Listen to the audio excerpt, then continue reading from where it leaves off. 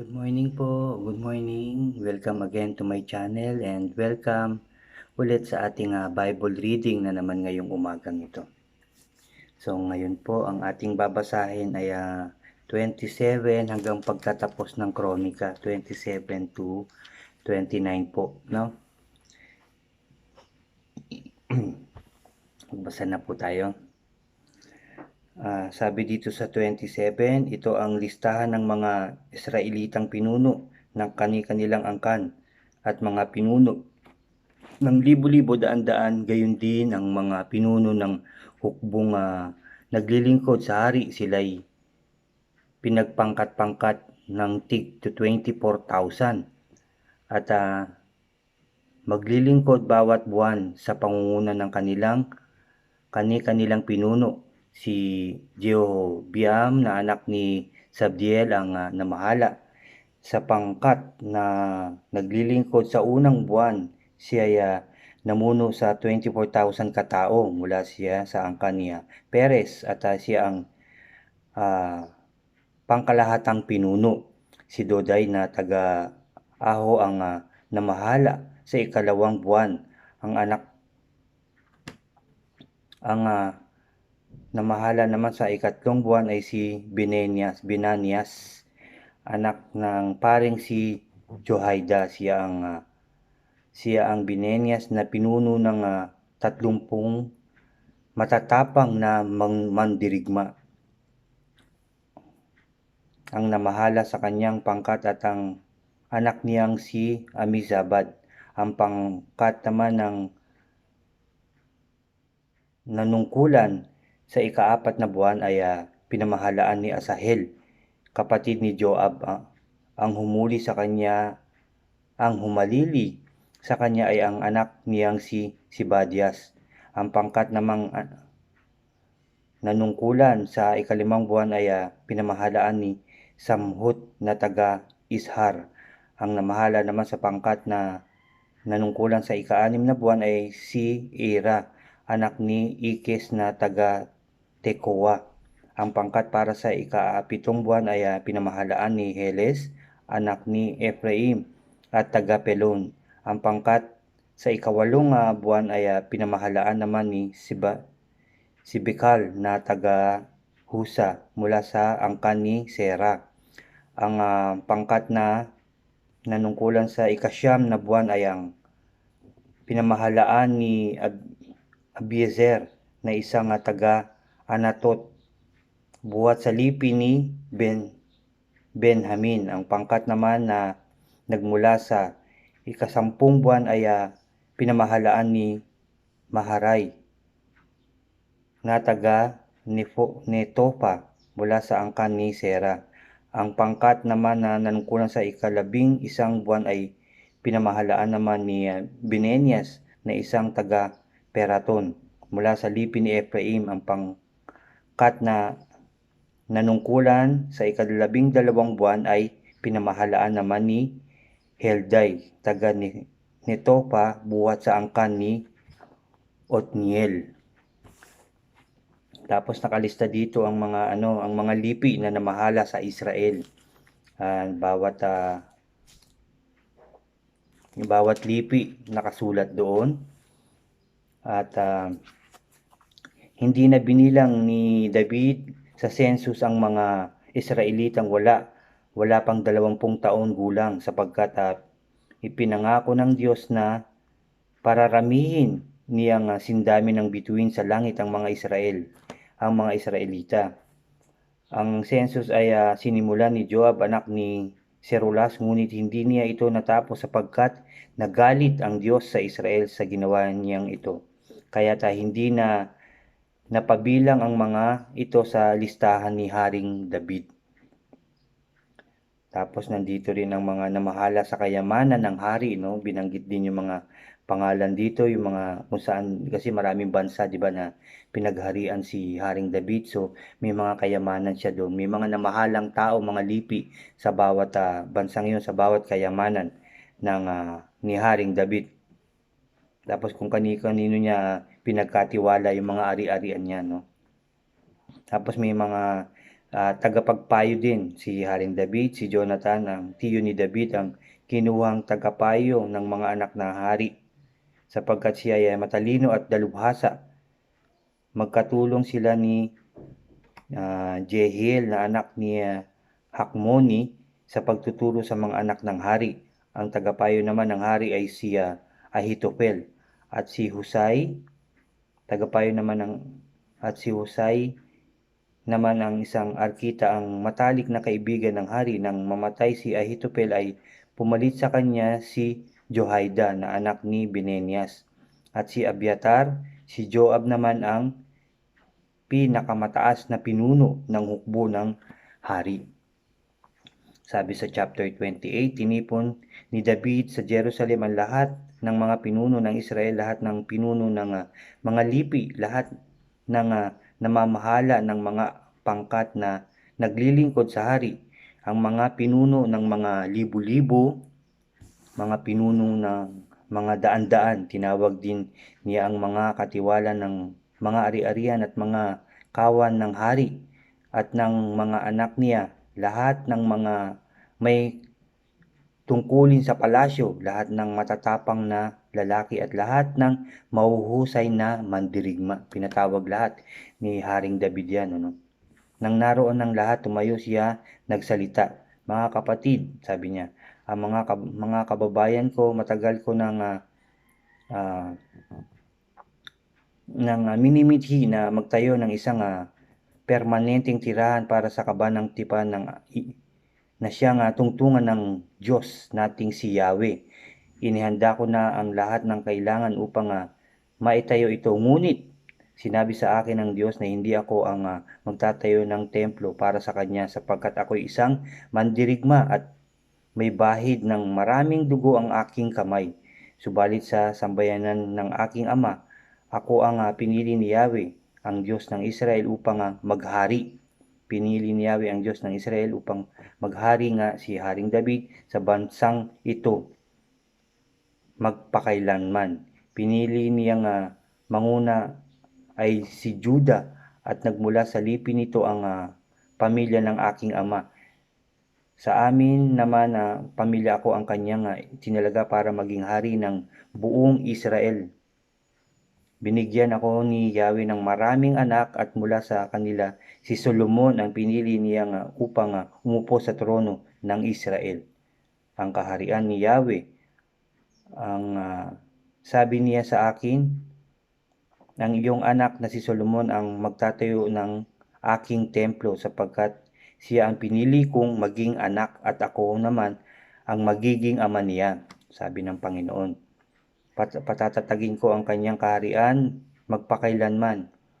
Kung magpatuloy niyang susundin ang aking mga utos at tuntunin gaya ng ginawa niya ngayon, kaya nga sa harapan ng buong Israel, ng bayan na bayan ni Yahweh at ng Diyos na ngayon nakikinig, itinataas ko kayo na sundin ninyo mabuti ang kautusan ng Diyos ninyong si Yahweh, upang manatili sa inyo ang masasaganang lupain. Ito ang may papamana naman ninyo sa inyong mga salinlahi magpakailanman.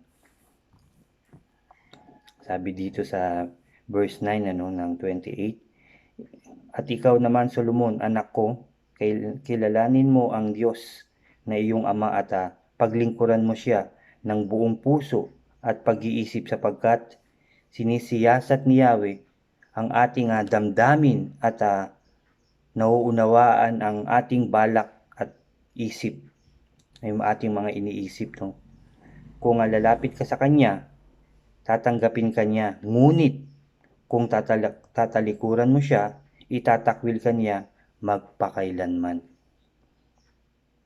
Alalahanin mong ikaw ang pinili ni Yahweh upang magtayo ng kanyang banal na templo. Magpakatatag ka at gawin mo ito ng may paninindigan, sabi ng hari.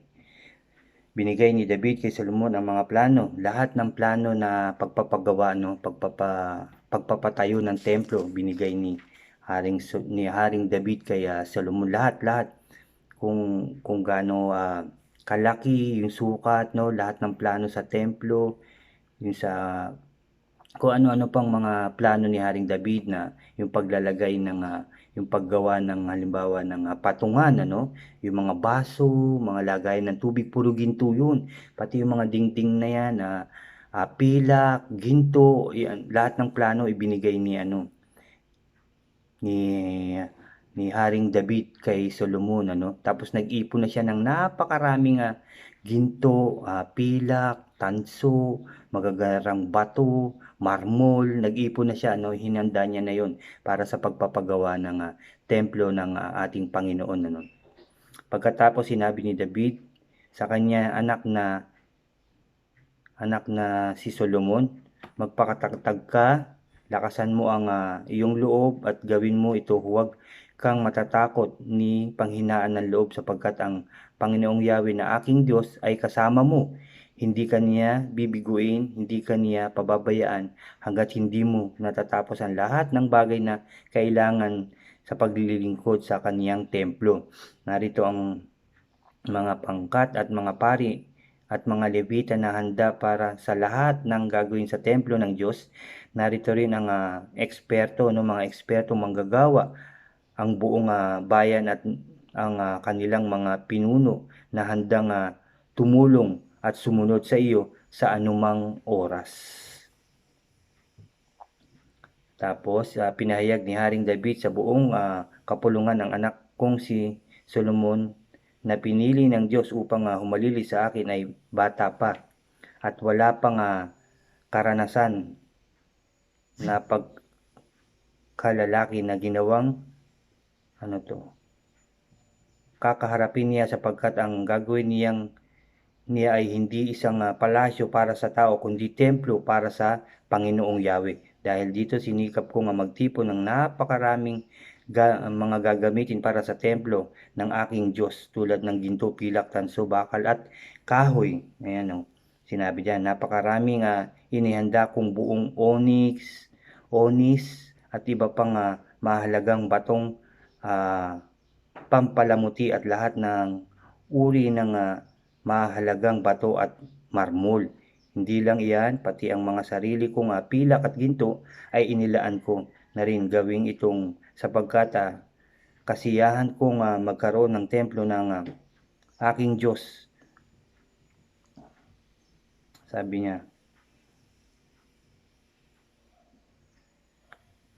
karoon ng templo ang aking Diyos na may nakalaan akong 100,005 kilong ginto mula sa Pasaofir at 245,000 kilong purong pilak na ididikit sa mga dingding ng templo at sa iba pang bagay na gagawin ng mga mahusay na platero. Sino sa inyo ngayon ang kusang loob na magbibigay para kay Yahweh? Humiling pa siya sa mga tao, no, na sino raw ang magbibigay ng kusang loob para sa pagbubuo ng templo.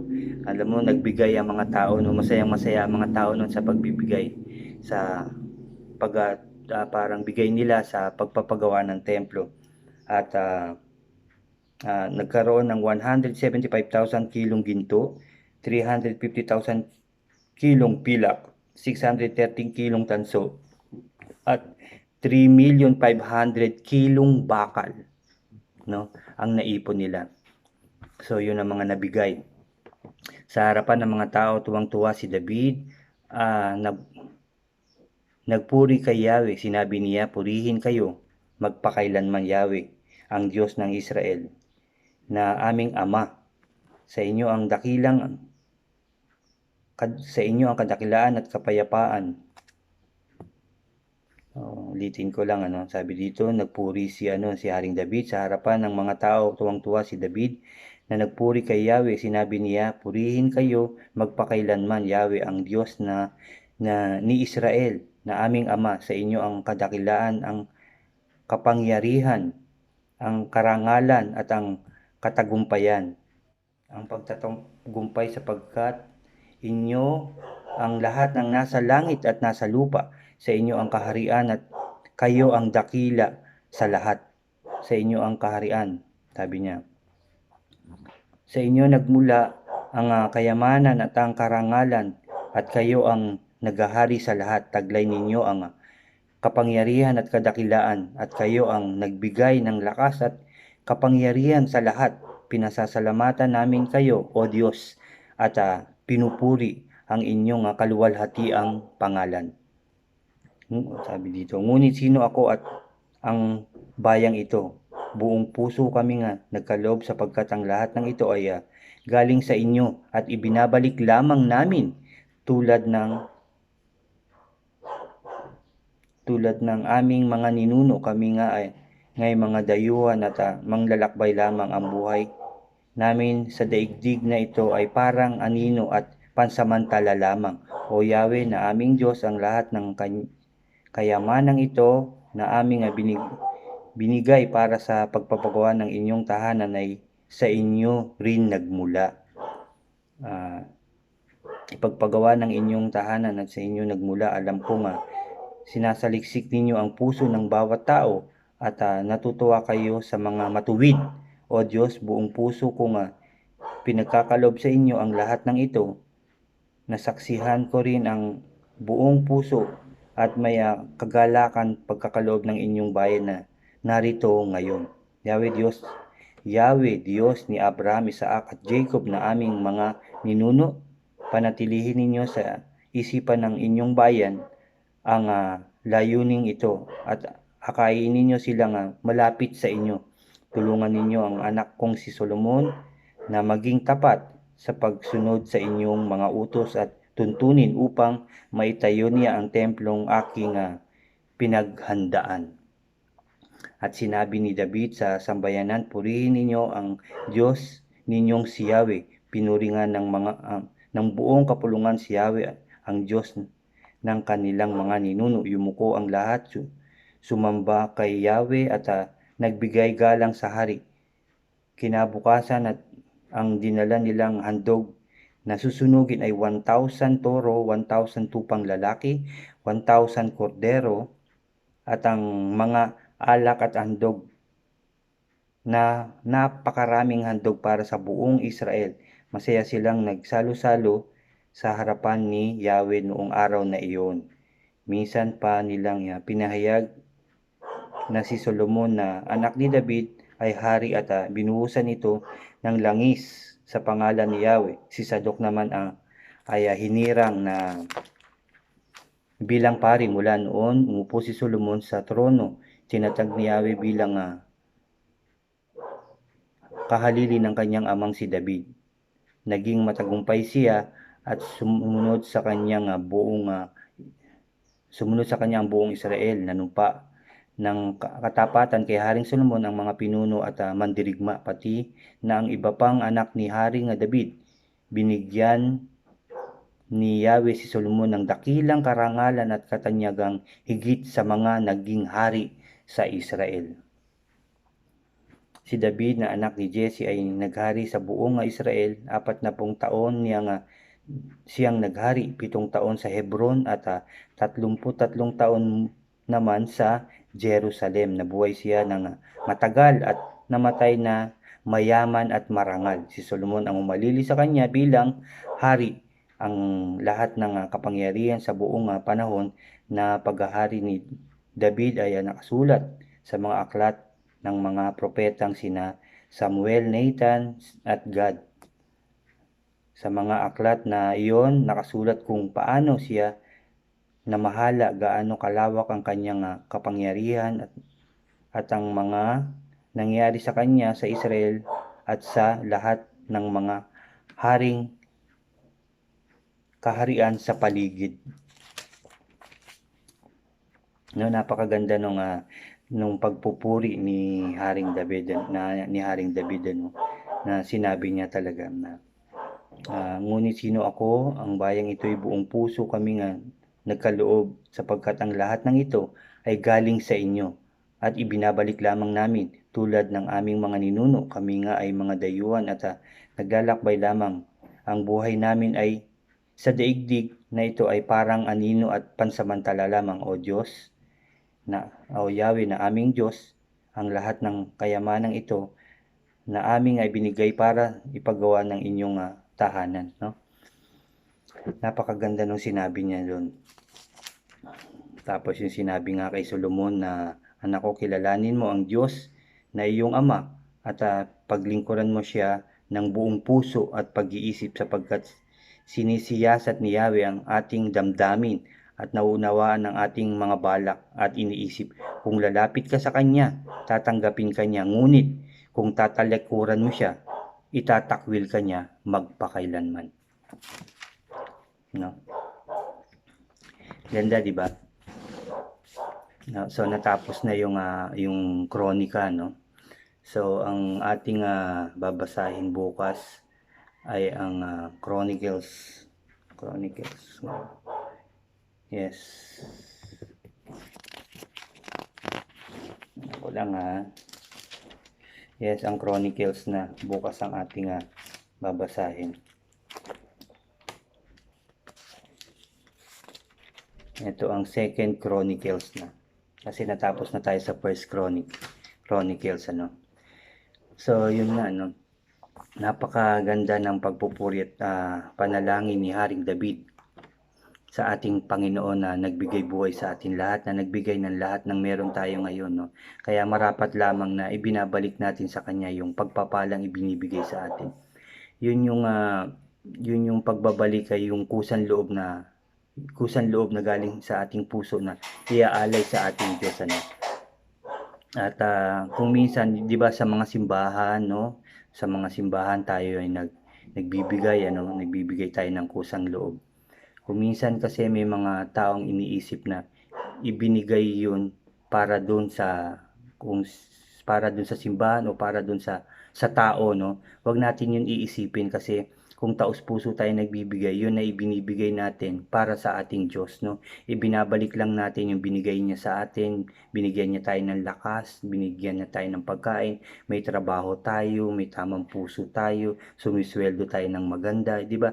Marapat lang na tayo magbigay ng kusang loob sa ating Diyos, ano. Huwag nating isipin ako para sa kanya lang 'yan, hindi. Huwag natin isipin na yung binigay natin ay para sa tao, ano, kundi para sa ating Diyos 'yon. Sa pagpapalawak at pagpapaganda ng ating simbahan yung ibinibigay at binibigay natin, no, kung sa tao ngayon at para sa ating Diyos. Kumbaga, pinahawak lang natin 'yon, pero para sa Diyos 'yon, at si Lord na ang bahala, at nakikita naman niya at tinatanggap niya ang kusang loob nating bigay sa Kanya, no. Tatanggapin niya 'yon dahil kusang loob natin binibigay yung ating makakaya, nagbigay tayo para sa Kanya, no. So, yun ang ating natutunan, ano, ng unang-una yung kaayusan nga na ginawa ni Haring David, at pinili si Solomon maging hari at binigyan niya ng tamang puso't isipan at katalinuhan si Haring Solomon, ano. At sinabi nga ni Haring David na marapat lang na ibalik natin yung blessings na natatanggap natin simula nang tayo panganak hanggang ngayon. Patuloy tayong bini-blessings, patuloy tayong binibiyayaan ng ating Diyos, kaya marapat lang na ibalik natin 'yun. So, maraming salamat ulit sa araw na 'to, at samahan niyo ulit ako sa ating panalangin na naman ngayong umagang ito. Ihanda natin ang ating puso sa ating pakikipag-usap na naman sa ating Diyos na makapangyarihan sa lahat. Yes, Lord, Father God in heaven, maraming salamat po ulit, Lord, sa iyong mga salita na aming nabasa ngayong umagang ito, sa iyong mga salitang makapangyarihan, O God. Dahil sa iyong salita kami ay nabago, luminis, Lord, nagkaroon ng kaalaman at katalinuhan, Lord, tungkol sa iyong mga kautusan, na pinatatag na naman ng iyong mga salita ang aming pananampalataya sa iyo, O Diyos. Salamat, Lord, sa paggising mo sa aming mga puso at isipan, O God, sa paghipo mo sa aming kailalimang mga puso upang marami kaming matutunan sa iyong mga salita, Lord, upang kami mabago at malinis, O God. Salamat, Lord. Salamat, Jesus. Salamat, Holy Spirit, O God, sa iyong mga salitang aming narinig at nabasa na naman ngayong umaga, Lord. Turuan mo nga kaming maging mabuting tao, O God, una para sa inyo. Maging malinis, Lord, at kusang loob na magbigay, O God, sa mga blessings na aming natatanggap, O God. Marapat lang na ibalik namin iyon sa iyo, Lord, na kusang loob, O God. Salamat, Lord. Salamat Jesus, salamat Holy Spirit, O God. Salamat sa iyong kabutihan at pagmamahal sa amin lahat, Lord. Salamat sa iyong pag-iingat sa amin lahat at pagbigay ng kalakasan, O God, sa paggising sa umaga, Lord, na kami malakas. Merong pagkain, Lord. Salamat, Lord. Malakas ang aming katawan, Lord. Salamat, Lord. Yun ay napakalaking blessings na ipinagkakaloob mo sa amin. Araw-araw, O God, lalong-lalo na, Lord, sa aming mga pagkain nakakain everyday. O Lord, sa mga perang aming natatanggap, iyon ay galing lahat sa inyo, O God. Thank you, Father God. Thank you, Jesus. Thank you, Holy Spirit, O God. Hallelujah. Thank you, Lord. Thank you, Jesus. Thank you, Holy Spirit. And Lord, salamat din po dahil ang laban namin na ito sa Encove na yan ay tagumpay na. Salamat Lord dahil pinangunahan mo ang labang ito.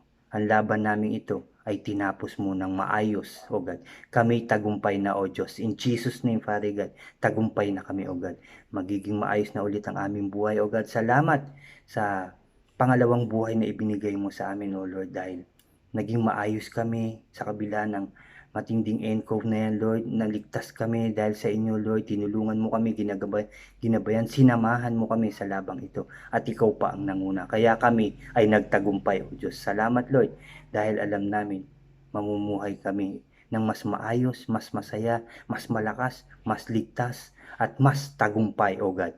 Thank you, Lord. Thank you, Jesus. Thank you, Holy Spirit, O God. Salamat, Lord. Lord, siniselyuhan ko na ng banal na dugo ng aming Panginoong Kristo ang aming panalangin. Ang lahat na ito ay ipinasasalamat namin sa iyo, O God. Lord, pinupuri ka namin, pinasasalamatan, sinasamba at dinadakila, O Diyos. Sa tanging pangalan ng aming Panginoon Kristo na aming tagapagligtas, ang lahat ay magsabi ng Amen and Amen. Amen. Amen. Salamat ulit at magandang umaga sa lahat. At mabuhay po tayong lahat. God bless po sa ating lahat. Sa mga bago pa lang sa aking channel, mag-subscribe po kayo. Jipan De Leon po. At i-like nyo po ang ating mga videos. At click nyo na rin po yung notification bell para updated po kayo sa mga i-upload ko pa pong mga videos. Salamat pong muli sa inyo at God bless po sa ating lahat.